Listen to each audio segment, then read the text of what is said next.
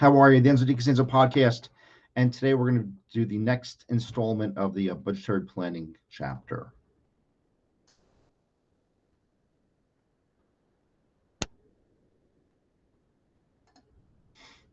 Okay, we're here with this, preparing financial budgets.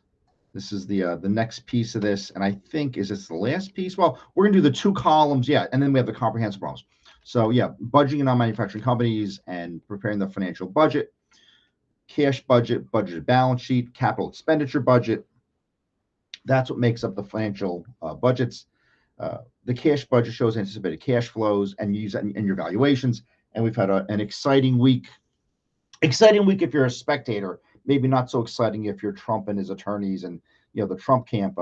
Obviously, there was a dramatic ruling in to use the word a court case would be I think disloyal to what the American justice system has been and should be.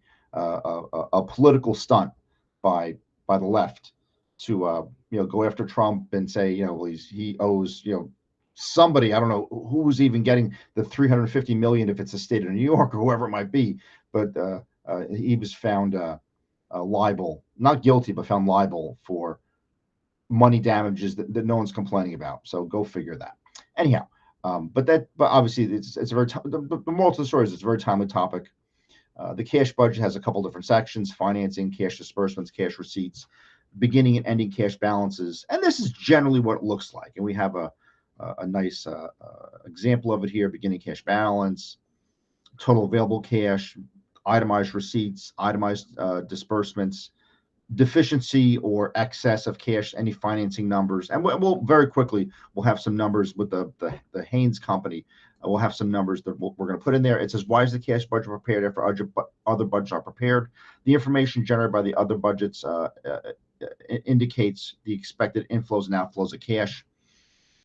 The cash receipts section includes expected receipts from the company's principal sources of revenue, cash sales, collections from customers on credit sales, anticipated receipts of interest and dividends, proceeds from planned sales of investments, planned assets, and company's capital stock. Disbursements show cash payments, direct materials, direct labor, manufacturing overhead, selling and administrative expenses, projected payments for taxes, dividends, planned assets, investments. The financing section shows the repayment or the borrowings, plus interest.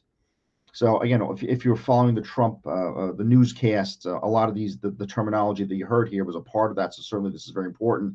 And I keep seeing little news snippets saying, if you're going to have such a harsh legal penalty, because see, people who involve themselves and say, oh well, we support one side or the other politically, and we're going to execute this case, and it'll be a one-time it's not going to be a one-time thing, because after the dust settles on the 2024 election and even the 2024, whoever the 2024 president is, neither, unless we really lose our constitution, Trump nor Biden could run in 2028. Neither one could run again.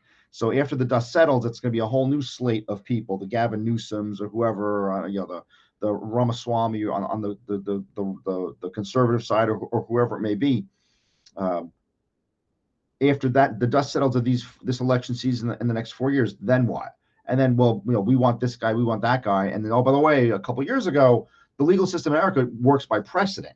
So what we felt was valid in 2024, we're gonna resurrect that in 2029 or 2035 or something, and you set in motion a whole set of potential events that could be very damaging economically, very damaging from an urban planning perspective, where you may be driving away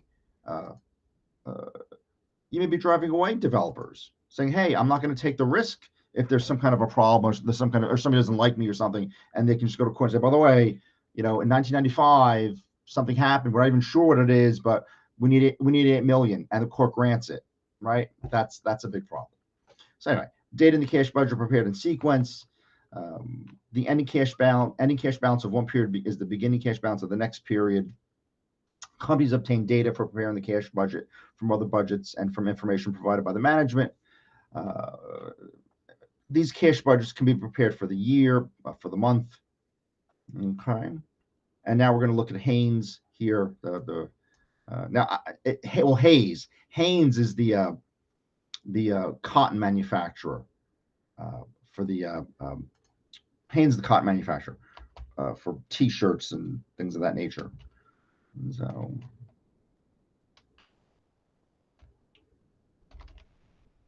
if you guys don't mind, let me just get the. So I'm sure about what I'm saying here. Now, there's a substantial amount of data here that we're going to be looking at. It says, so yeah, we have the outline of the budget here, first quarter, second quarter receivables. Actually, this is for collections from customers. This is payments for direct materials. And then you develop the cash budget. And then there's some things you can do with the balance sheet. We'll look at that. We'll put that together. And there's another example at the bottom here. So if you guys don't mind, I'm just going to make just one big monolithic video, and you guys can stop and start as you wish. Okay, so we're looking at the calendar year 2012. So there's an initial balance of 38,000. Okay, 60% of sales are collected in the quarter that are sold. 40% are collected in the following quarter. And it's always, I think, in our interest to just type those instead of fumbling around where the percentages. You can type those in. Okay.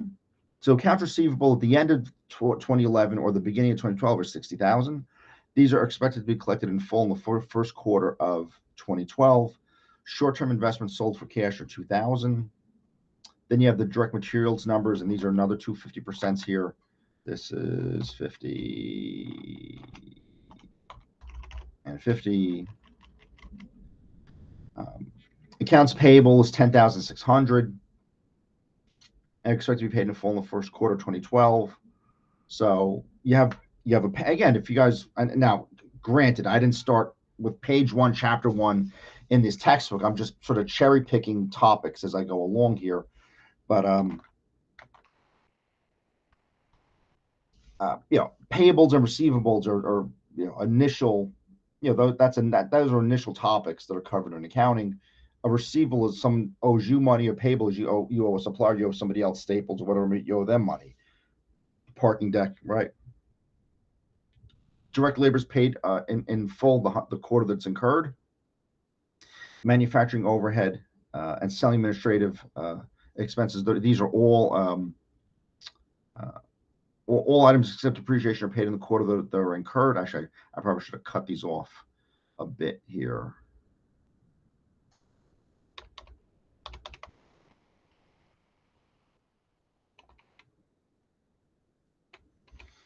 If you guys don't mind, do a little house cleaning. Hang on a second.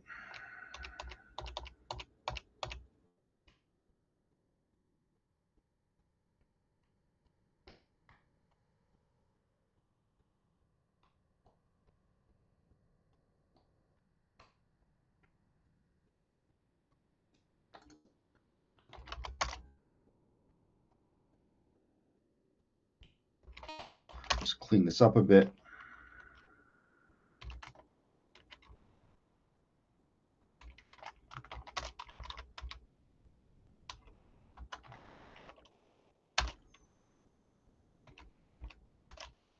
Okay.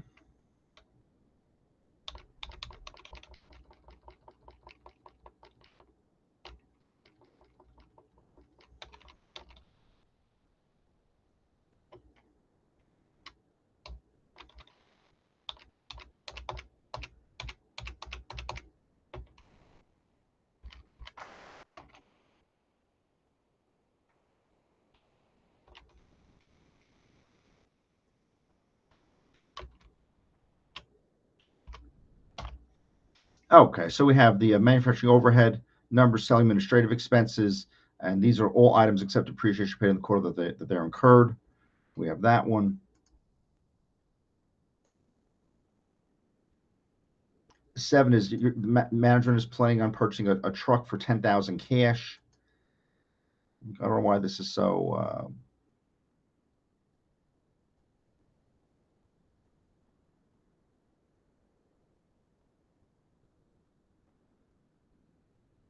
this, I could just pull this out of here.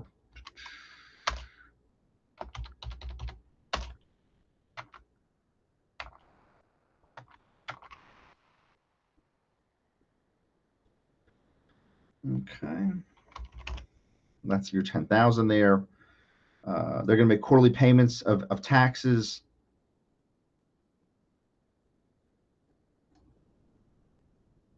Okay, that seems to be 10,000 or 12,000 rather.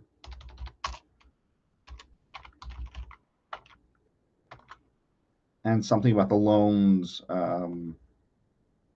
sufficient cash. Estimated quarterly payments of its income tax, fine, and then loans are paid with sufficient. And I think this is the interest. And what's happening here is these guys are looking for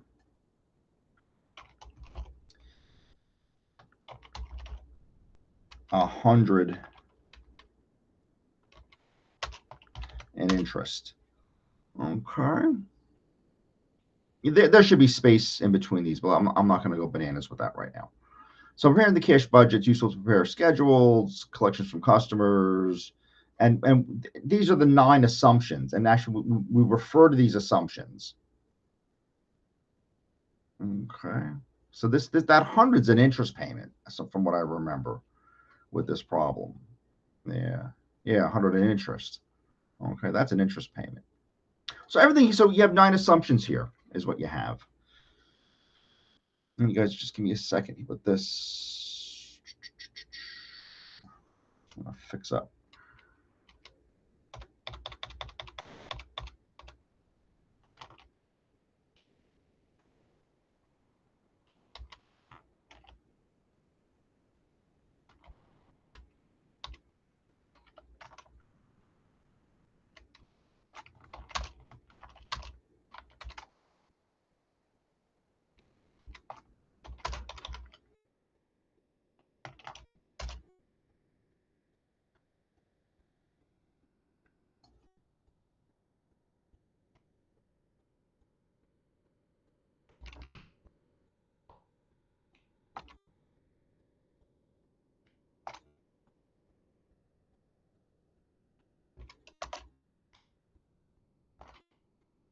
Okay, we'll clean this up a little bit.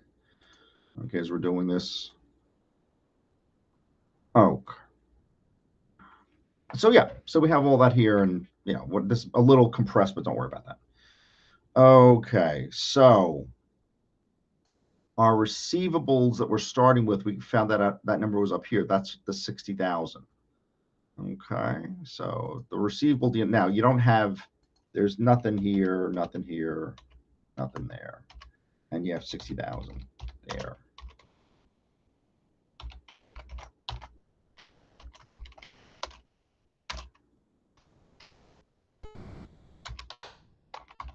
Okay, you have something that looks like that. All right.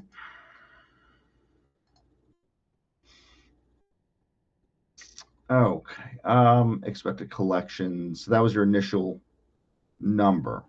And you made sales. You should have the sales number somewhere.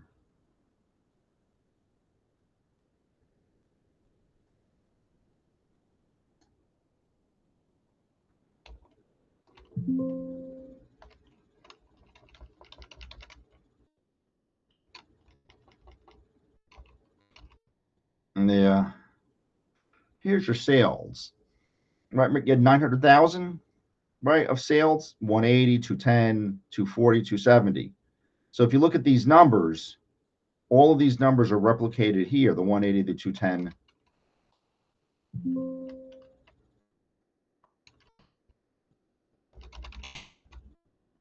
See, 180, 210, 240, 270. So I could just, and actually, let me do that. You could pick these numbers off.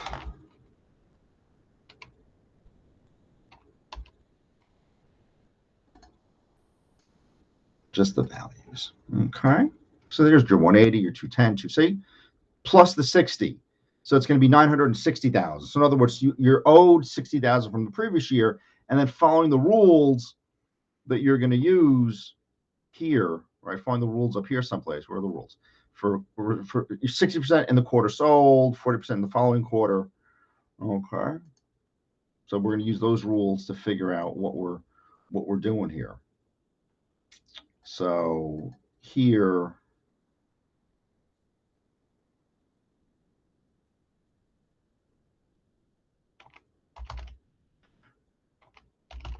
yeah.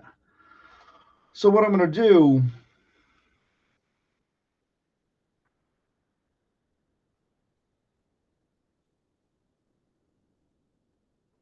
yeah. So I'm going to say equals product. We'll go for the 60, comma, and then we'll go up again, and we'll go over, and we'll find that 180.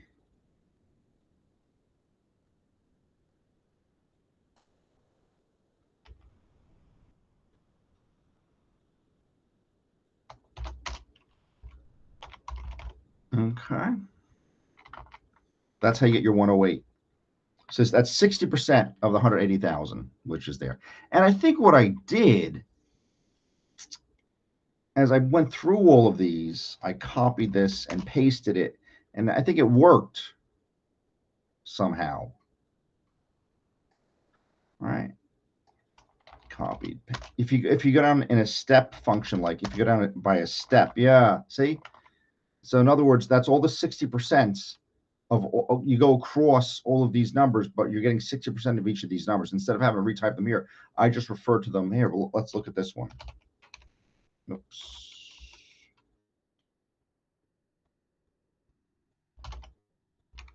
Right, here's 60. You refer to the 60. And there's your 270.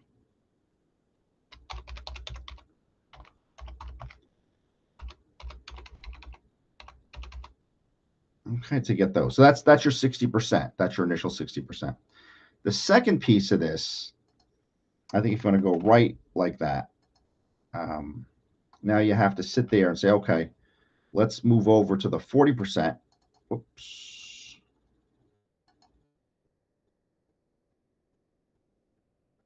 Let's slide over here. And it's the same. That's that one. That's the other half, the 180 part. So if you look at these numbers, so obviously, so beyond the first and second quarter, there's nothing that you're filling in. So, and we're doing this in a very sophisticated manner here. You could just sort of scratch these out, but there's your 180. See your 180. So you paid 60% in the first quarter, 40% in the second quarter. Okay. You want the 40% for this other one. That's 84,000. And step down with these. This one's going to be 96,000, and that's it. Okay, because the rest of these, the other 40% of this is the next year's in 2013. So we're just simply working in 2012. And then, so the year you're working in matters. Okay, you got to, what year that's not nothing. If you get something like that wrong, that could be a big problem. So, it is too, and folks, I've said this a number of times. I really do this. So I know that it can't be just, oh, well, we have the right idea, or it can't be like that. You have to really get these things right. So this is going to be, you're going to add up these two numbers here, those two, it's 210, those 240. And this is just simply this last one.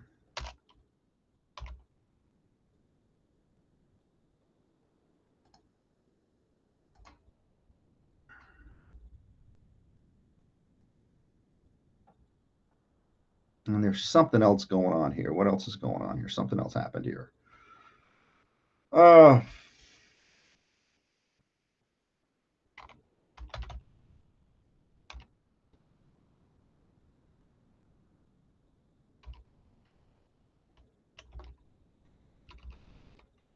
You have your 270 and your 40%.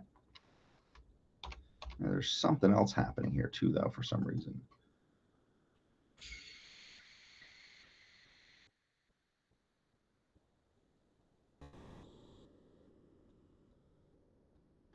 Oh, yeah.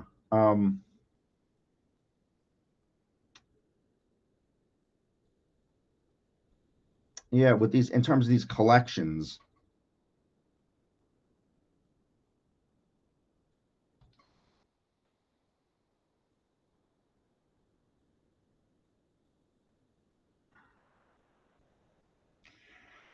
yeah, so what you had to do with these in terms of, now, you have to be careful in terms of a receivable and versus an actual collection. These are, again, it's a schedule of expected collections is what you have to have here.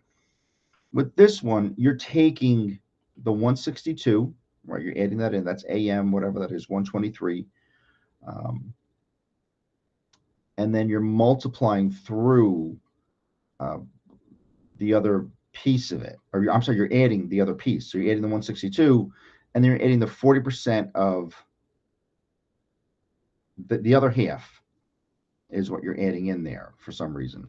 And because what you're trying to include, now you start with the 60,000, right? In terms of a receivable, right? You're looking in terms of what, again, expected collections is what these things are. Okay, so it's funny, even though that sort of spills over into the next year, it seems like we need it to make the table work. But okay, if we need it, we need it. So yes, it's not just this thing. It's going to be the summation, and then you can do a comma of and do a parenthesis, 40% times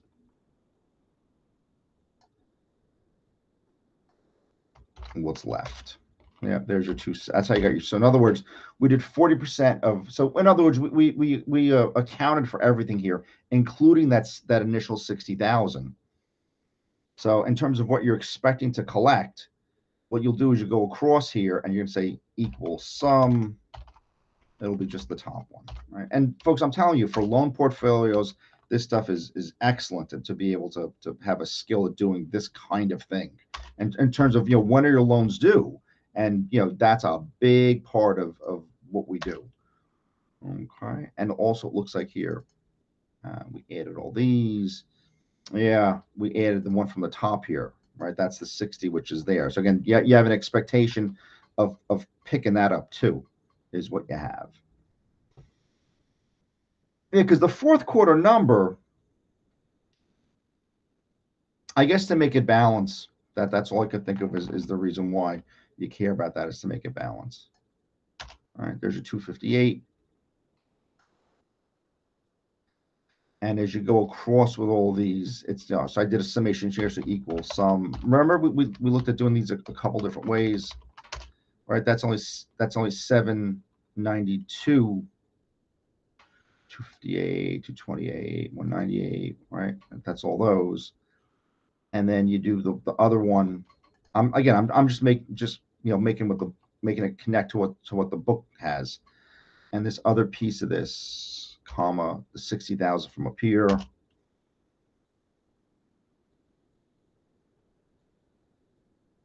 Let's make sure our numbers are working. 108, 72, 126, 84, 144, 96, 162.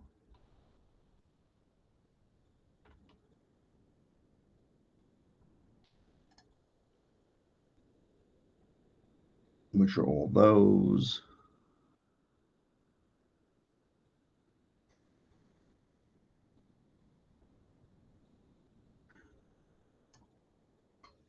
Oh, and also, yeah, the reason why this is still lacking here. We have in here parenthesis, comma. You're going to take your 40% here and multiply it with that your last number, your 270. Yeah, there's your 960. So you need all three of those. That initial 60, okay, that initial 60, what your expected collections are, and then spilling over the receivable into the first quarter of next year. Again, you expect to, so you're going to end with some of that not, obviously that part that's collected in Q1, you're going to end with that part as a receivable. That's why you include that. Okay, so you had a 60,000 hanging over that you collected. These are your expected collections for the fourth quarters, and then your ending collection. It says total collections, but your ending receivable would be that 40% of that, the second part of the collection for the fourth quarter sales. Okay, and then what you can do here, you can say equals sum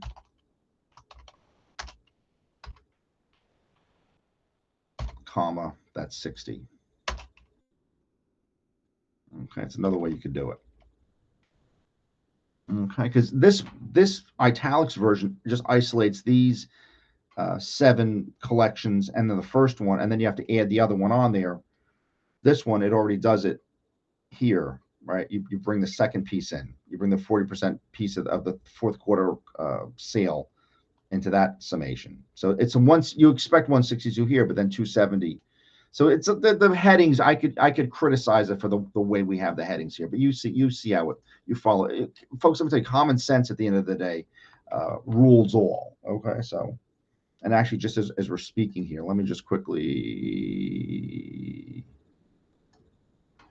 do this. This we don't need.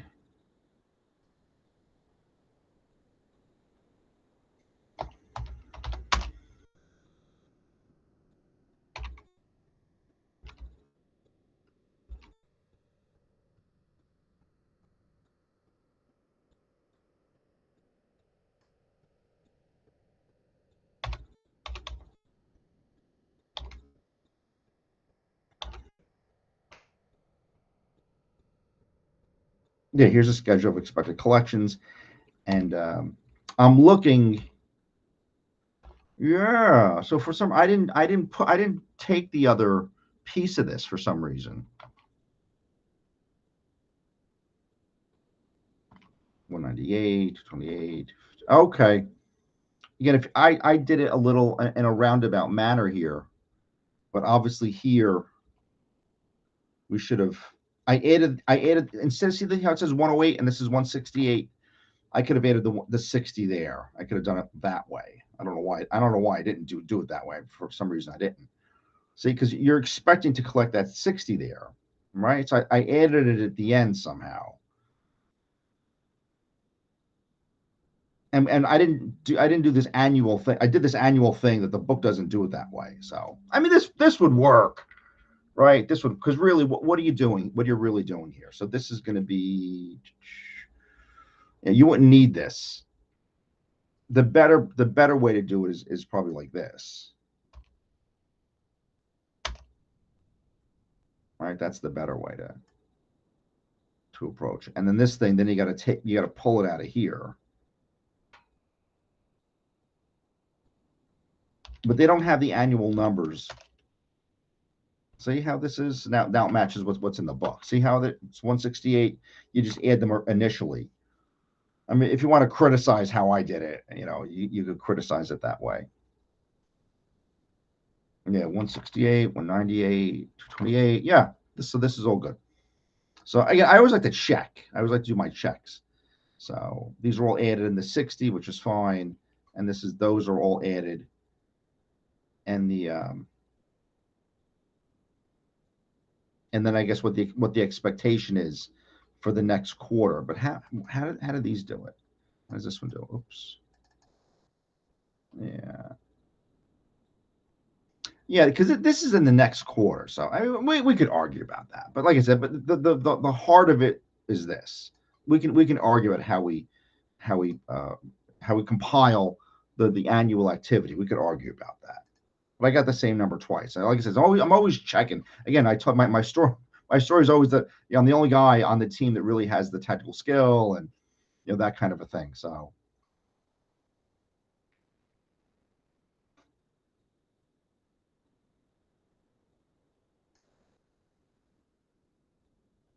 yeah. So what you could do is if you pulled out this piece and you pulled out this piece. See, I was trying to get the 960 for some reason. And why was I doing that? Product. Yeah, it's only 900. So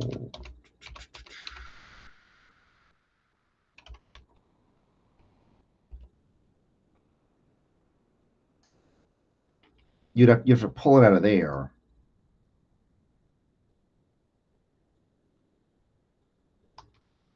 This is 70. Hmm.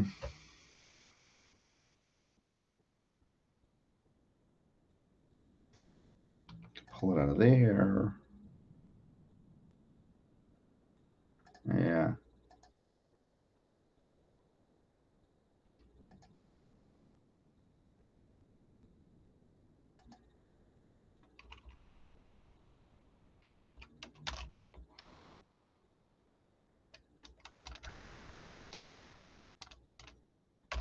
Yeah, that works too, where you're not spilling over into the next year. So, folks, let me tell you, as much as I know about all this stuff, but yeah, 852. Sales are one thing, but the collections are something else. And what's the reason why you're left with that amount is you want to say equals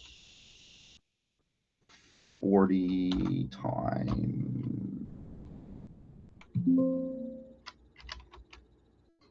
this thing.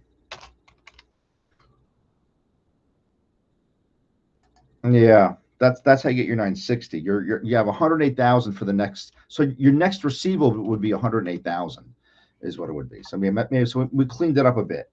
So we'll see as we're rolling through this if that's going to impact anything, But we'll remember that we looked at it that way. So yeah, so we cleaned it up a bit, which is fine. Nothing wrong with that. Nothing wrong with saying, hey, I rethought how I presented that, and revisions are a big part of doing this. So with this, yeah, for some reason, yeah, you don't this doesn't make a lot of sense to put that 2013's expected collection here. That doesn't make a lot of sense to do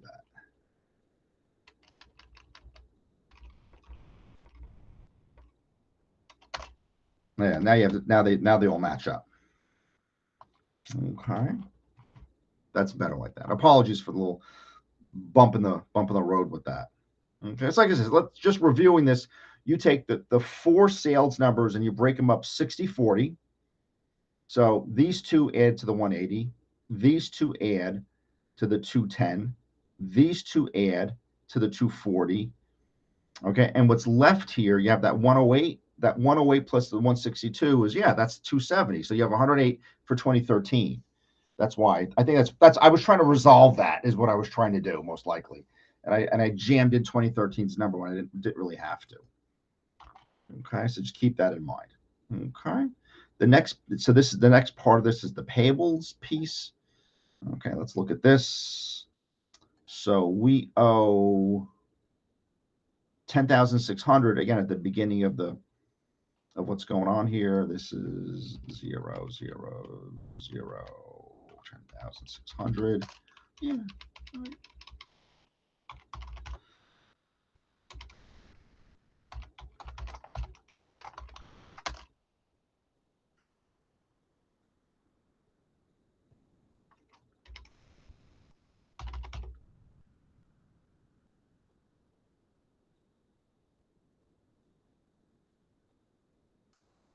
Okay, so these are all direct material payments. And I suspect if we go back and look at the direct materials, 25, 37.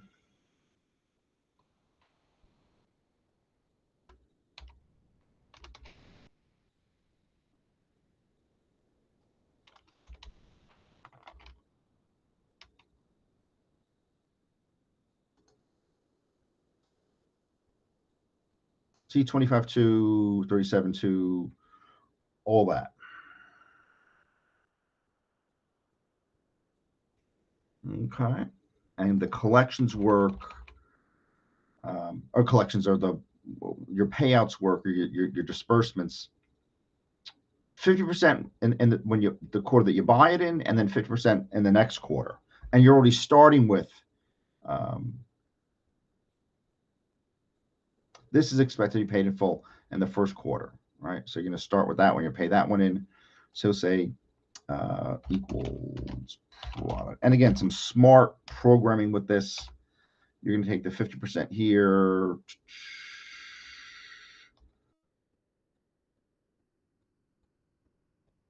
You're going to lock that row in, and I think you're going to want to lock in the column, and you'll go materials. This is this one. And you're going to lock that one in.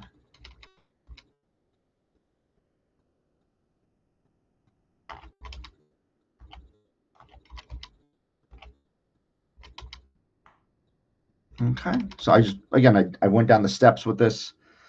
So let's see, 50%, and then the second,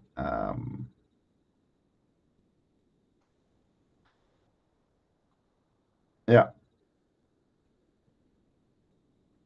that's actually the last one, the 37. So we're good, right? We stepped our way through everything.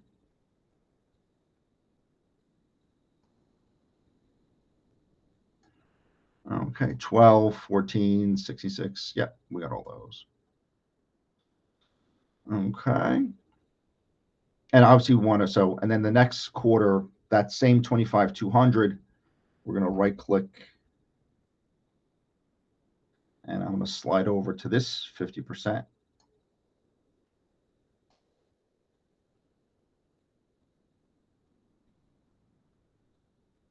And actually this needs to go back one, like that. There, 12, again, 12,600, they should be equal. Paste, paste. Okay. So these are the expected payments for this particular year, and that's it. Okay. This other 50% of this is 2013. Okay, so we're not gonna be adding that in there. So this will be equal sum, the top one,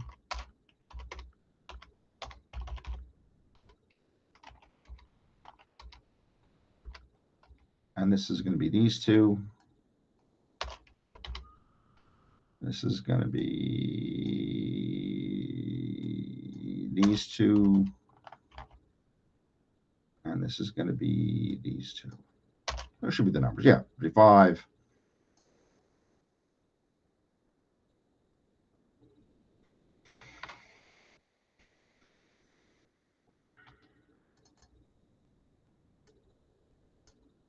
And again, I think I did a similar thought process. Payments.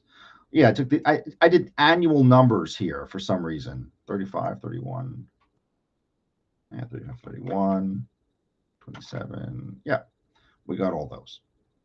Okay. So I can say equal sum. And check what I'm doing here. 106.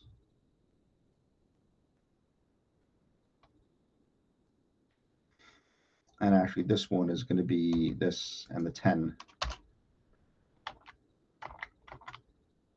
Yeah, 23.2.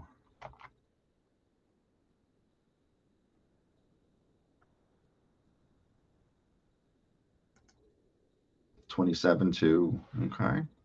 The reason you have this extra, this other 18, if you look here, 18.6. Yeah. So you have an extra 18,000 here is what you got. Again, I included that the 23rd, I did it again somehow. So I stop doing that. So equal sum. There's your 25,200. There's those two, 29,200. 33,200. And this is just the 18 by itself.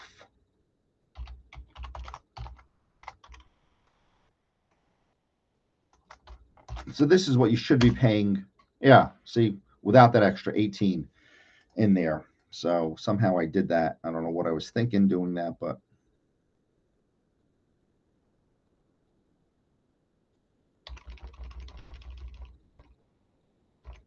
did the same pattern, a couple times here. So this thing, and this is going to be in here.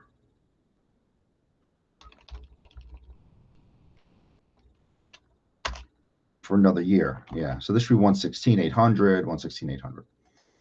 Okay, good. Hey, like I said, sometimes you go back over things again, because all we care about is this year and what we're paying out, what our disbursements are this year. Payments are in 2012. 2013, that extra 18,600, that should be for that year. So again, this is very good for loans. And I've done, these types of tables, analyzing, in the work that I do, analyzing, bank acquisitions, we've done this type of thing. Okay, so what did I do? So I used 1, 2, and 4. I didn't do 3 yet. And the rest of them, we're going to still work on them. So 1, 2, and 4, we've referred to those. All right, we get a lot of checks along the way. I'm going to clear that out. Save your work as you go. Hayes needs some financing. They want to maintain a minimum cash balance of $15,000. There's excess of cash available over disbursements of $22,500 at the end of the third quarter. Okay, and so the borrowing of $100 plus interest is repaid in that particular quarter. So when you're beyond your minimum cash balance, you can start repaying some of your borrowings. Okay, which is what we're going to do next year, and show you how to do that. Yeah, so actually we're going to do the whole thing here, and then we'll do budget balance sheet. Yeah.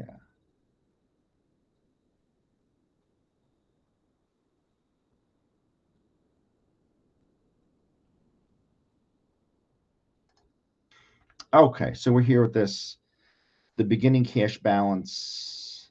Yes. So assumption number 1 says it's 38,000.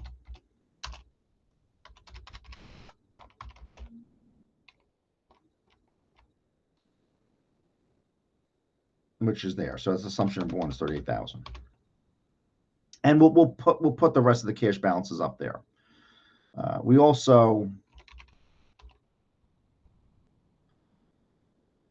sold an investment for $2,000 in the first quarter, and we collected proceeds from that.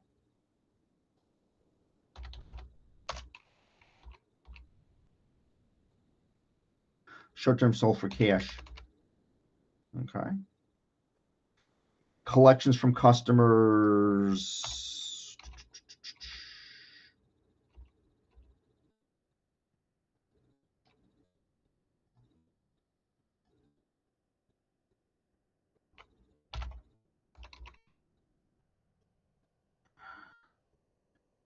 So it's just this is just going to be the quarterly numbers.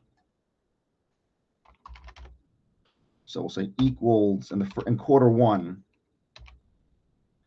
will be the 108. All right.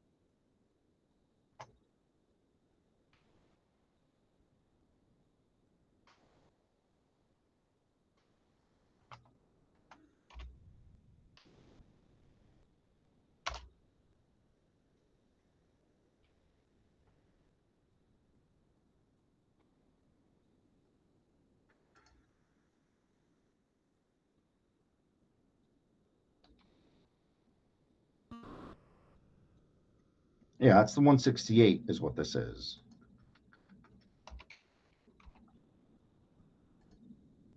So we're going to have what? What are we going to have here? I don't know why I have two. I don't know why I have this.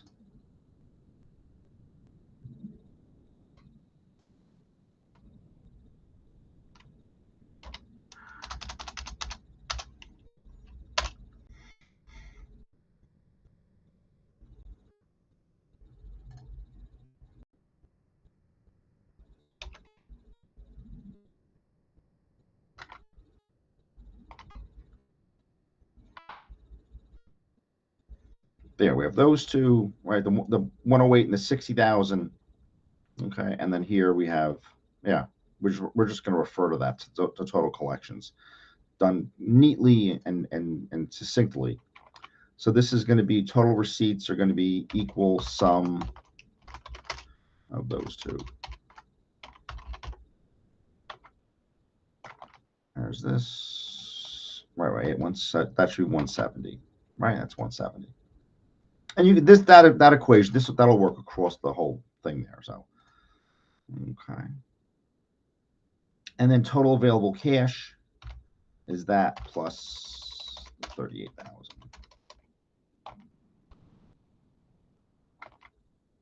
$208. We're good. Okay, materials. This is what you distribute, your disbursements, what you're paying out. Okay. So this was, oops, we added those two. Yeah, that should be your 23 is what that should be.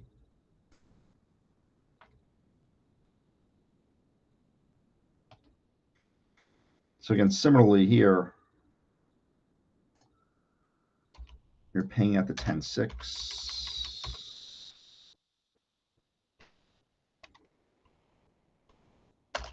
Get rid of that. Oh, we cleaned up a bit. The second time we looked at this, right? We cleaned up a bit.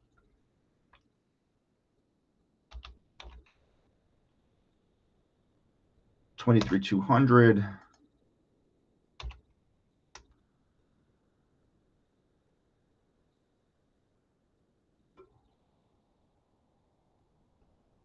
You don't need this.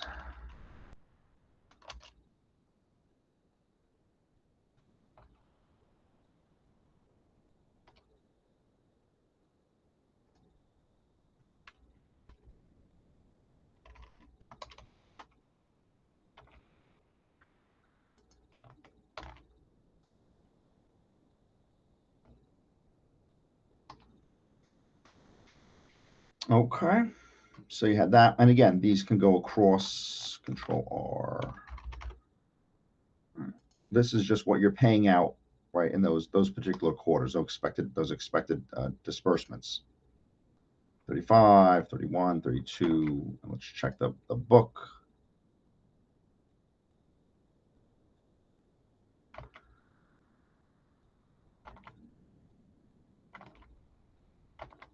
Yeah. Okay, so we're good there, good there. All right, the labor number.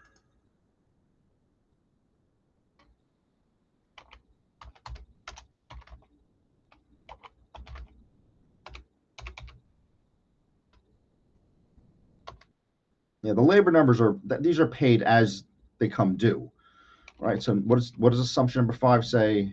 The quarter that it's incurred. So you're going to look for your, now notice what you're doing though. You're referring to all the other work that we just worked on. So you're paying the 62.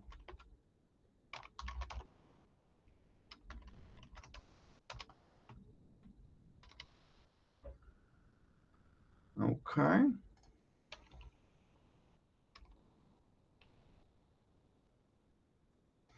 The overhead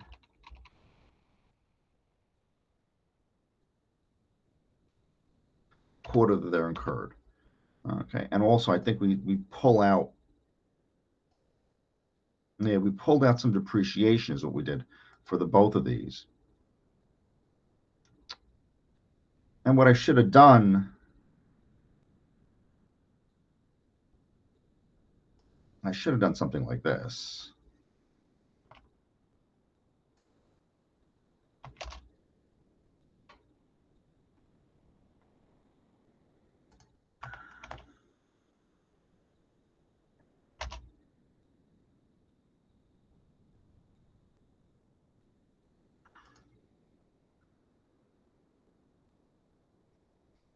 And same thing here.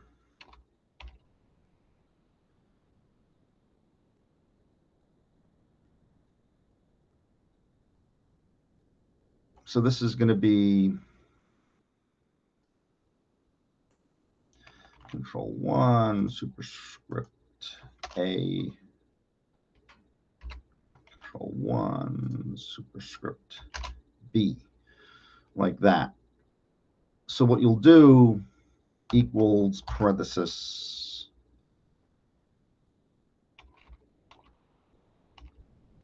You look for your overhead budget.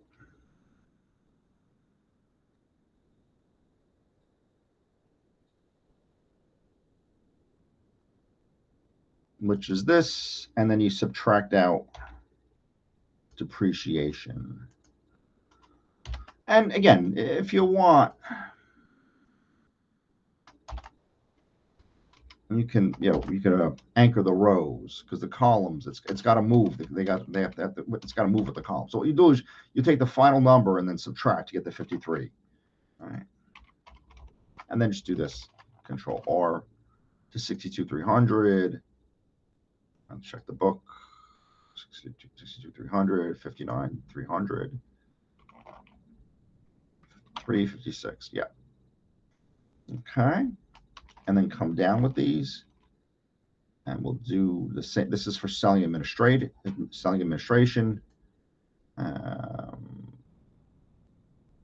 You're there. And you're going to want to come all the way down to,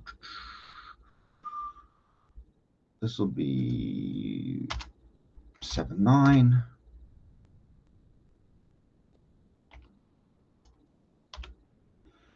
And this is 376.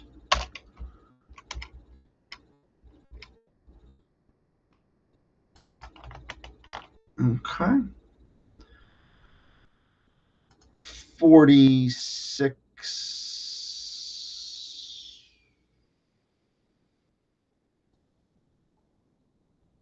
41. It's a bit off somehow. Let's check what's going on here.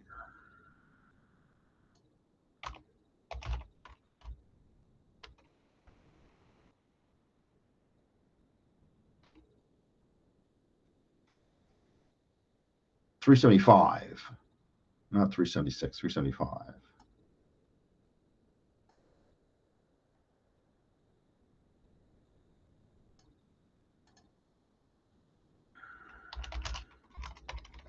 Control R. Okay, so we did that one.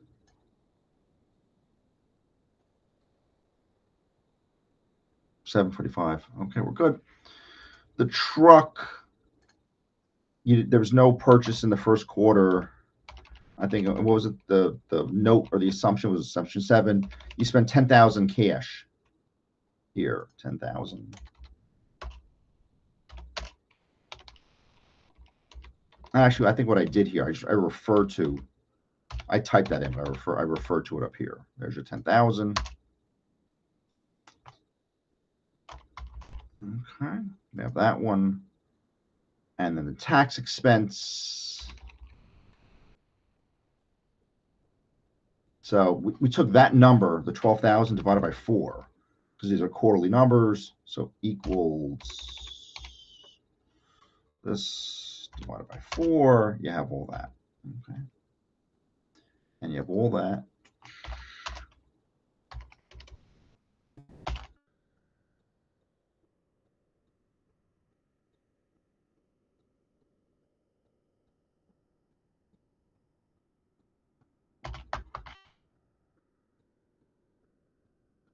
All right. So there you go. Whoops. And this should be, it's the column. It's the same every time. And these are equal to the sum of all the work we did.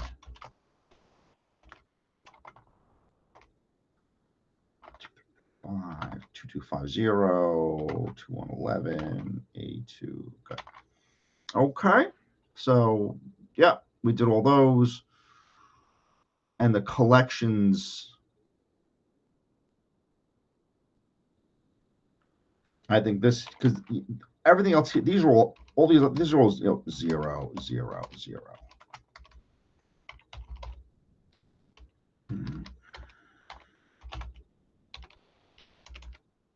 Those are these collections. So this just goes across.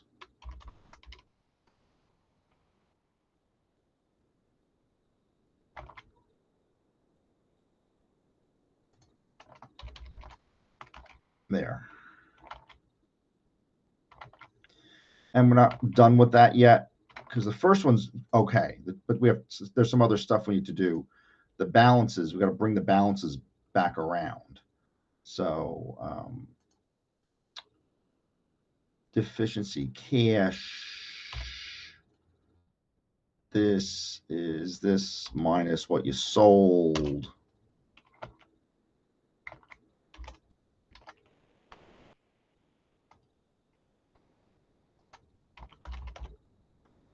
Okay, 2.5.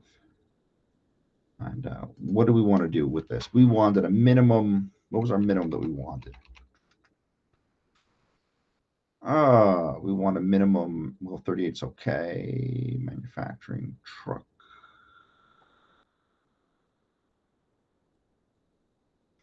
Yeah, you want 15,000 minimum.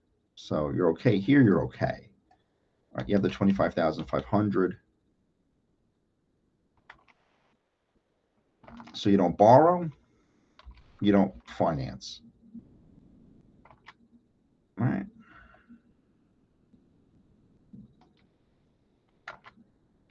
So what's left is this plus this minus that. And you can go across to do all those like that. But now the next piece of this is, so the ending cash balance here is what you started with here. Right? That's your 25,500.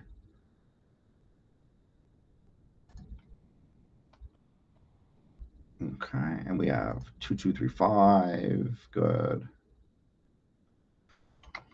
And the excess is 12.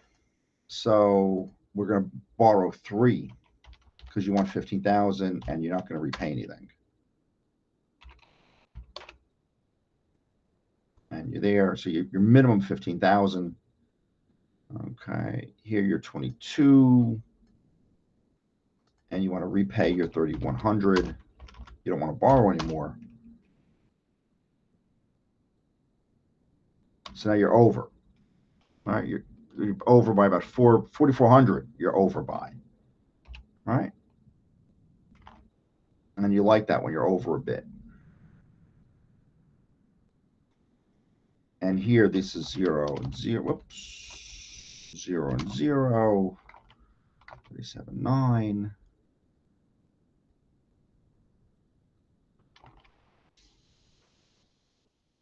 Okay.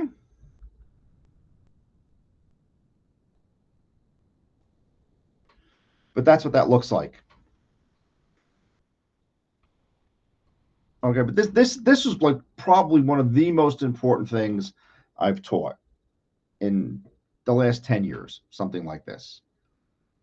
Okay, this is how to effectively manage cash. Okay, and you know, I've used examples in class and people I've known, you know, who are in business personally, maybe not big business, but people I've known locally who have a lot of trouble with this. And you gotta watch that. You know, you gotta really watch that.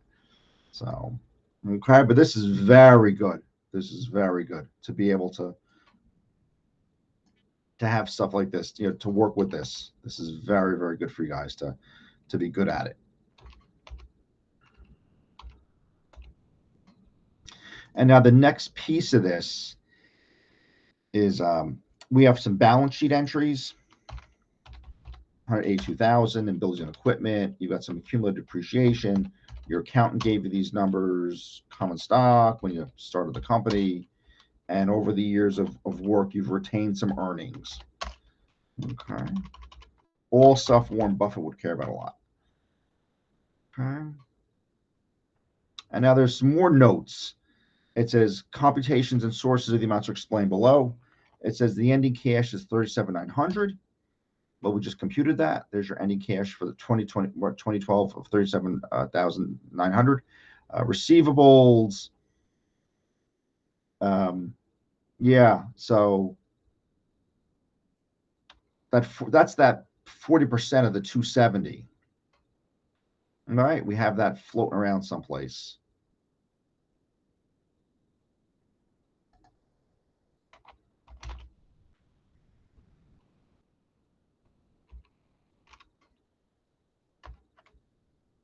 But you didn't pay off that, or you didn't collect that from that 270. You didn't collect from that. Remember?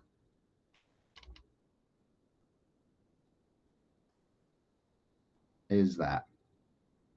We'll get to that. Finished goods inventory. Again, this ties together all the work that we've done.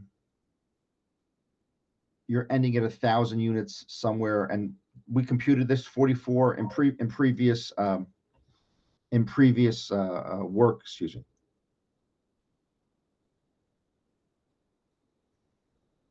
In previous work, we've computed that 44, and let's see if the inventory, if we have that somewhere.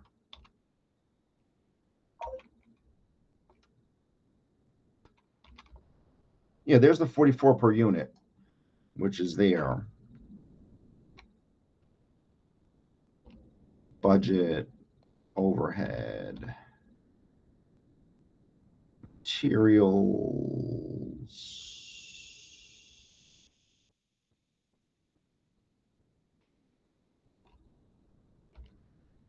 Yeah, it would have been nice if this was we ended with 100 here or 1,000 or something. We didn't do that. But okay, that's fine. It didn't link up to that, but that's okay.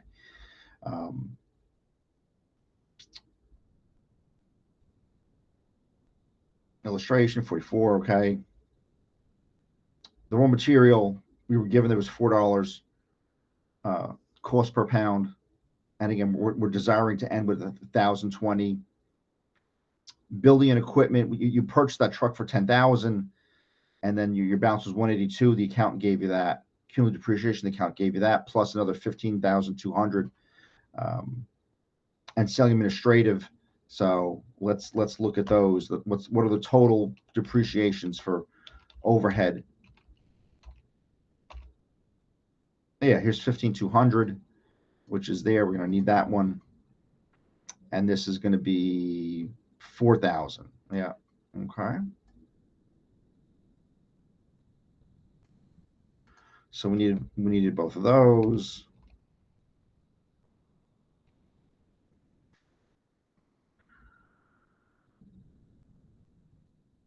The payables, you have that extra 50% of the 37,200 with your payables. We're going to go to collections here, not collections.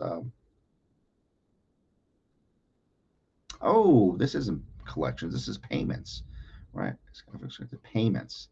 This is total payments. Oops. Okay, that's payments. Let's see in mine. Do we have that in mine? Balance. Payments. Yikes.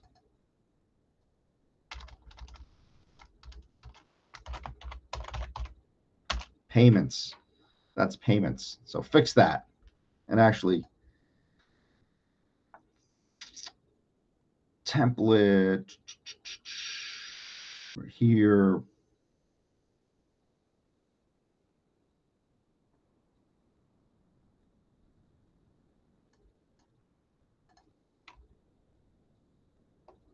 That's exercises. That's not it.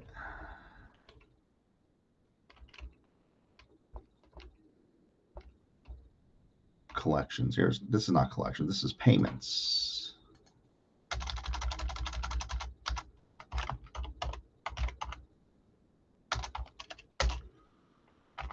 Save that. Okay. I got to update that template when I get a chance to do that. But oops. So all right.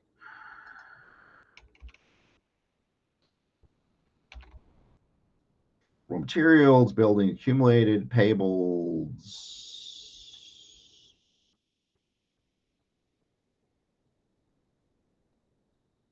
Common stock, unchanged from the start of the year, and then retained earnings. I think our income was 47,900. Yeah, these are all linked. Yeah, there's 47,900 right there. And this is all linked. Okay, all this, and again, so you're juggling a lot of this activity that we're engaged in right now. This ties together many things that we're working on here. So the balance was 46, and then you add the net income, and we'll get to that. Okay. So we have retained earnings. All right. Now you're going to start referring to everything. So the cash, your cash position is that 37 right there. Okay. That's one reference you made. The receivables, what you're owed,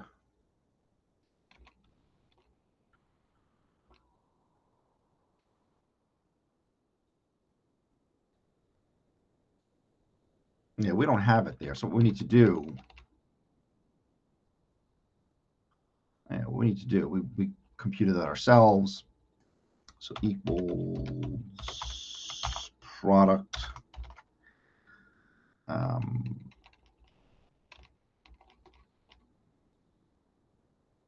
40%, and then the sales number is from up here somewhere.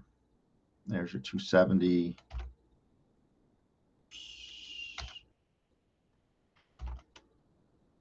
There it is.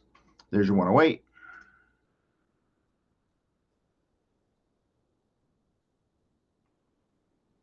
Finished goods.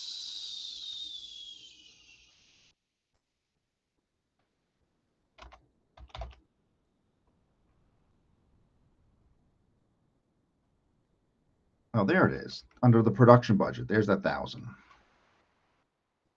Yeah, good. And the 44. So yeah, we're tying together many pieces here, which is good.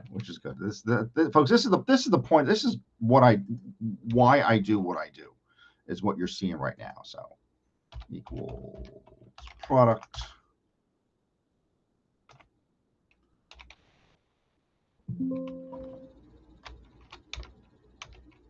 That's the 1,000, comma.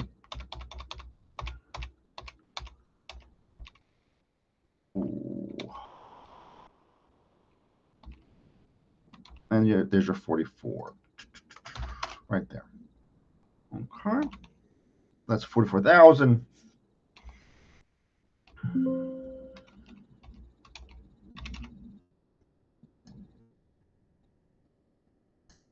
Yes, it does link to the production budget. That's what you, in terms of your finished units. That's, you want 1,000. I think it said that here somewhere.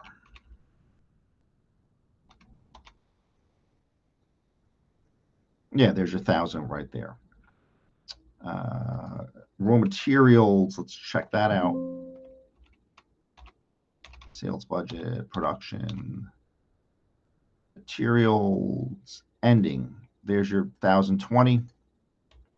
So like I said, so if you messed up one of these other ones or something, it's gonna come back to haunt you, in a sense, right? Because you're gonna be referring, you're gonna be referring to this stuff, and there's a problem with it, with these other models. The other ones seem simple, but if you get them wrong, that wrong follows you, right? That's the problem with that's why people get paid a lot to do this kind of work.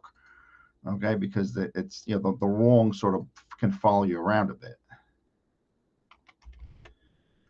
Okay, raw materials, product.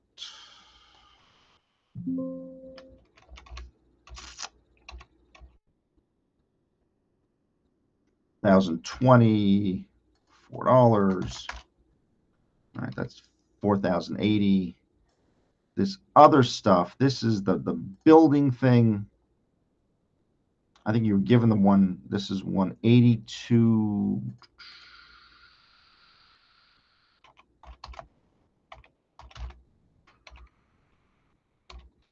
The 182, and then we did something else here. Yeah, then the 10,000. Yeah, you bought the 10,000. So, okay.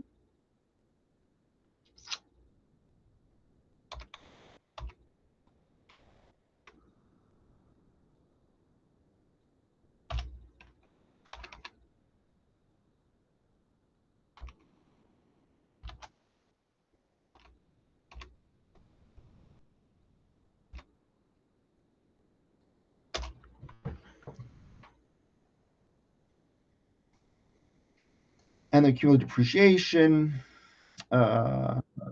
Whoops.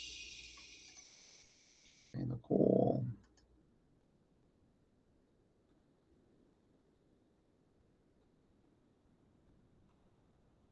Yeah, you have the two depreciations that you added up in here.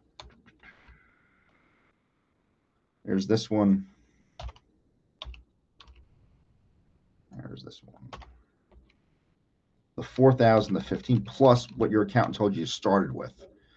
So this is equals negative sum.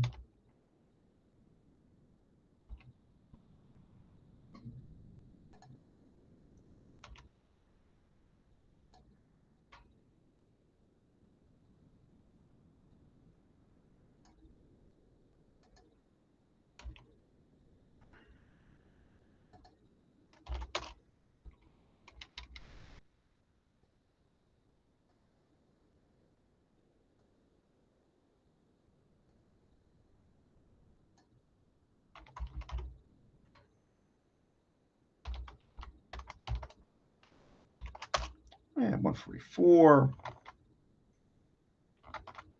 Okay, so what do we do with this thing? This was, yeah, so the accumulated grew, right? The accumulated started out at 28, and we added another 15 or so, or 19, and then we subtracted that from buildings and equipment, got the 144, and our total asset number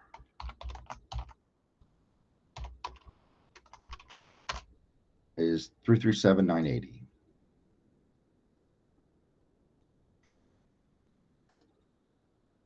So the common stock is the same number.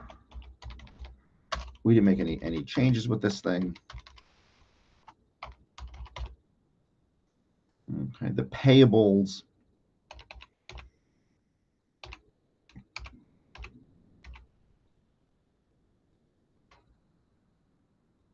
So it's at 37.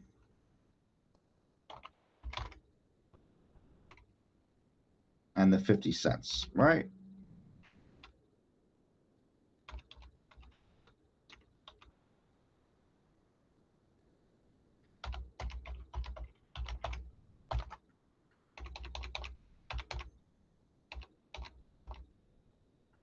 Here's 50%.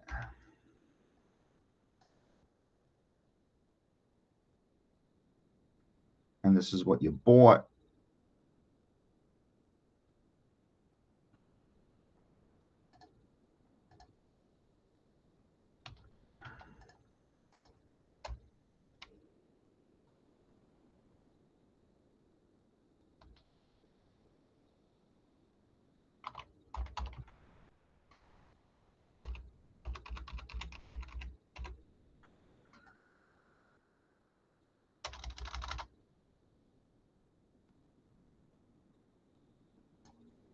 %, comma,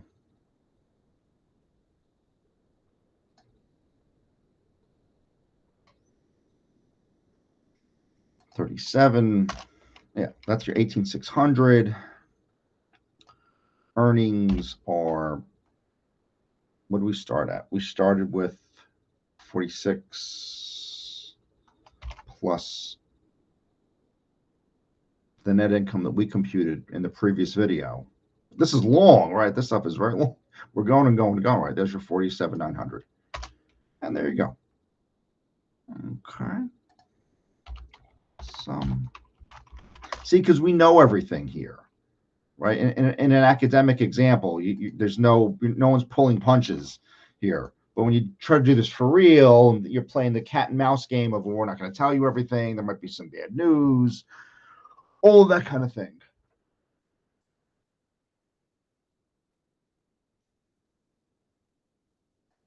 Okay, there you go. You made a balance sheet. Okay. And we did it step by step, piece by piece. All this excellent, this very excellent example here.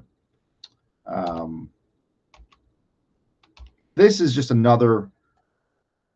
I was saying to myself, we'll just do this all together, kind of a thing. So yeah, this thing I don't want to.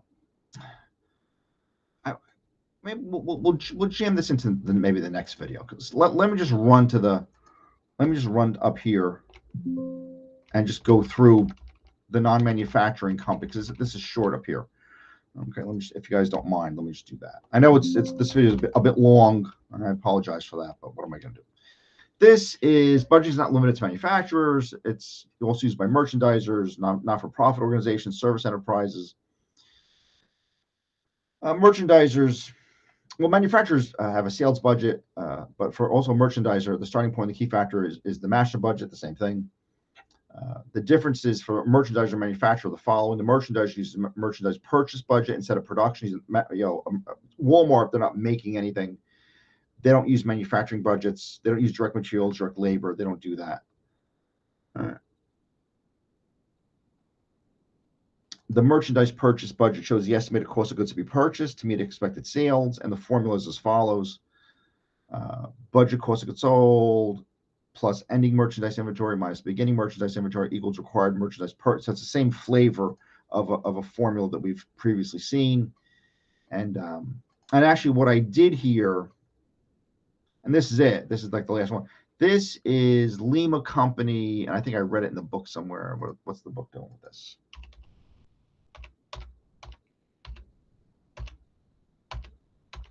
Yeah, I think I just read it in here.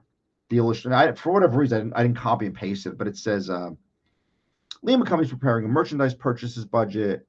The sales are expected to be 300,000 in July and 320 in August.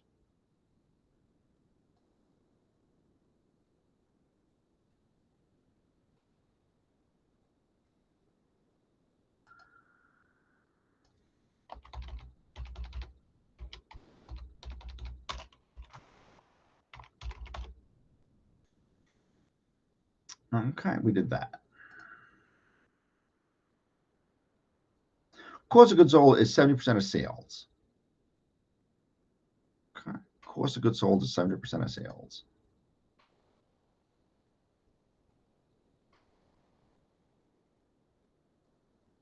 I probably should have put that 70 there, but I put it up here. Okay, so we can do the math.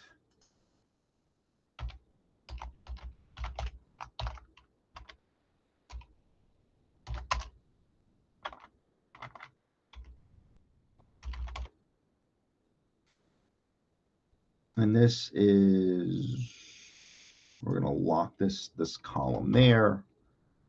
And we're going to lock the row there. Because I can go like this, hit Control R and get 224.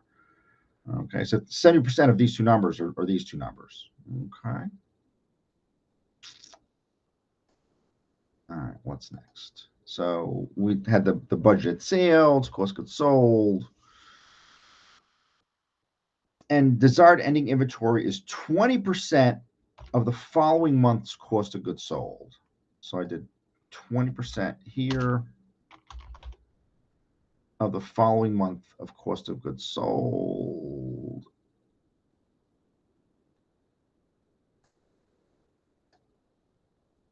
So this is right there, like that, right? 44. Yeah, so we don't have August because we don't have September's cost of goods sold, but we have July's. Okay. And this stuff we don't need. And somehow here, what happened here? Yeah, this was the beginning inventory is 20%. I assume it's 20% of the current, and says 20% of the following ending. So the beginning inventory, right, is 20% of the current month, right? So June's ending is July's beginning. So that's also the 20%. So for June, the ending inventory would be the 210. No, it would be 42,000. But that's our beginning inventory. June's ending inventory. Yeah. Yeah. So I sort of worked all that stuff out up here, and then I don't know. I sort of just jammed. If you look, we have all the numbers. Here's the 210. Here's the 44,800. They're all here. 42,000 is right here. And then the purchases, we figured out what the purchases were, and we worked out all the math here. Okay. But that's what this is supposed to look like. So now from here, and it says how we did everything. So now you say equals the 210 equal 4,800.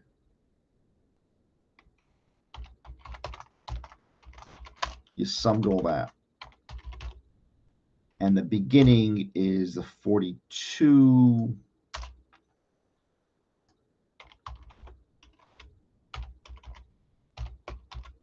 All right, that's 212,800.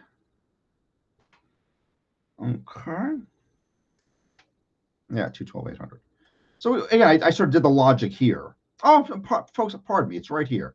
We threw it down at the bottom here. So the purchases for July are shown in the illustration, which are there. Pardon me, folks. Okay. Yeah, so we said all that. So the cost of goods sold is 70% of sales. The ending inventory is 20% of the next month's cost of goods sold. So the beginning is 20% of this is the ending of June, but the beginning of July's. And then we plugged into the purchases budget. You added these two, ending merchandise inventory, the budget cost of goods sold, 254,000, and subtracted what you started with. Okay. Yeah, so for services and not-for-profits, services could be public accounting firm, law office, medical practice.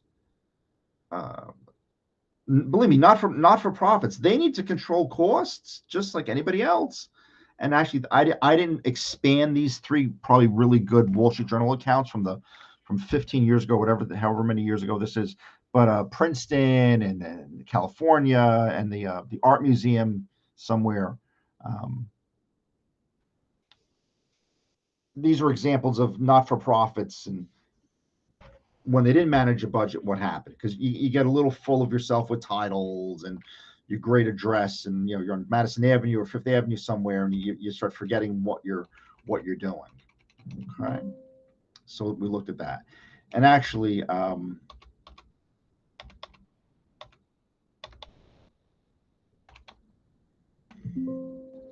let's see, what are we doing with it? I'm debating whether to spend more video time on this thing. What you could do. This, folks, this is just here. Let's finish this.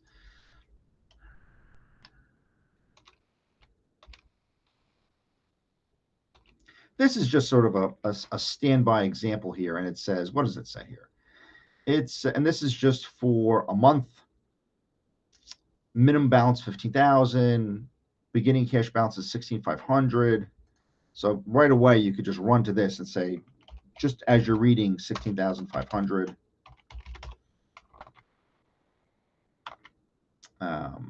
You may not know the detail of everything here, but it may say receipts. You want to keep a $15,000 minimum cash balance. The balance at the beginning was 16,500. Receipts for March are 210. Receipts for March are 210. And you don't know the detail of that. You're just going to put them in there. This is 0. You don't know the detail of this stuff, which is fine. So the available cash would be the receipts plus the cash balance.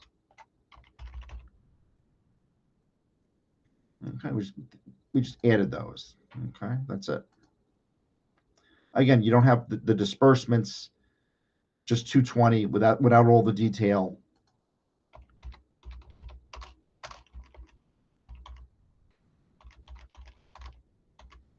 Okay, without all the detail. Now the deficiency or the excess or deficiency is going to be what? This is what the cash, and this is what you have to pay out.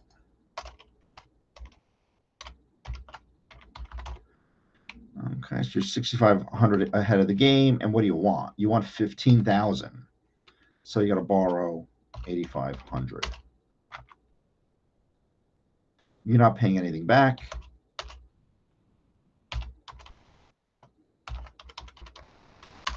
There.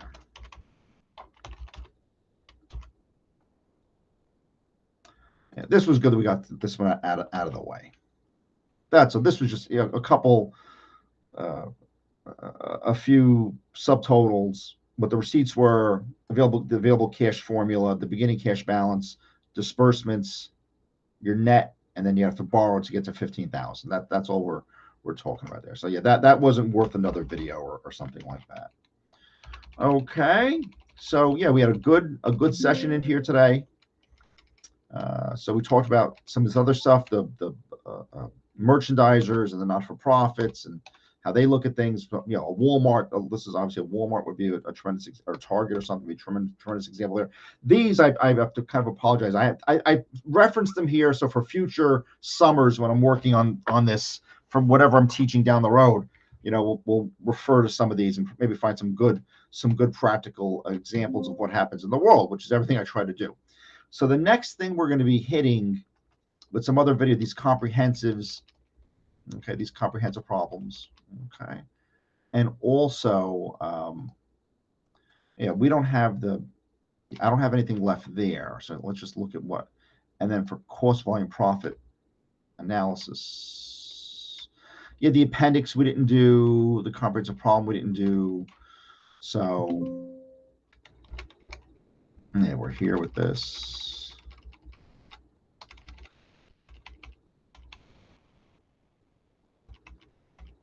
Man, we went all the way with this, it looks like, right? Or what's missing here? There's something missing. Oh, this is the in-chapter question.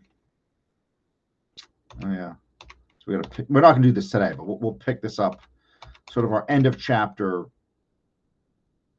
Yeah, I might just glue that onto something else, and then maybe this comprehensive problem, something from the appendix. We'll pick up a little bit more of this as we go along. Okay. All right, folks. What a way to spend a Saturday afternoon. You know, we cleared out some of the snow, right? And we'll some of this other stuff we'll add into some of these other pieces here. Managerial. I want to put some of the questions in. Okay. So actually, what we could quickly do, just to sort of, I did this in class.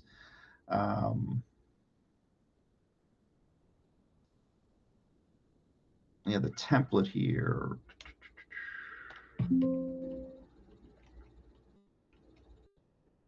Yeah, actually, we have these all worked out. Right? Remember this? This was some of the in-class work that we were going to sort of work on.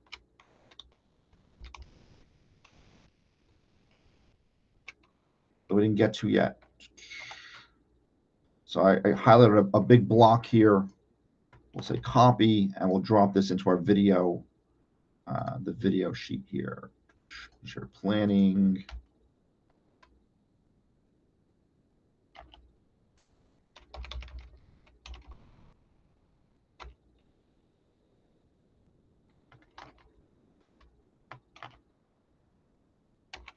I don't know what this is.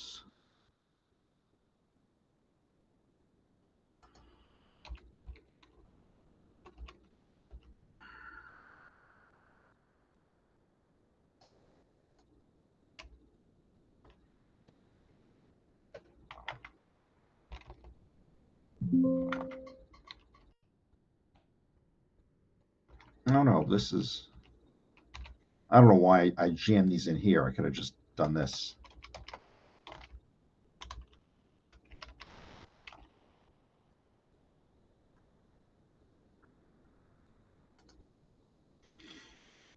Okay. So I brought in some of the, so if we start working on the self-test questions or some of the other problems, we'll come to that. So I think we're here. We have the comprehensive here. And we'll circle back to this margin of safety, the formulas.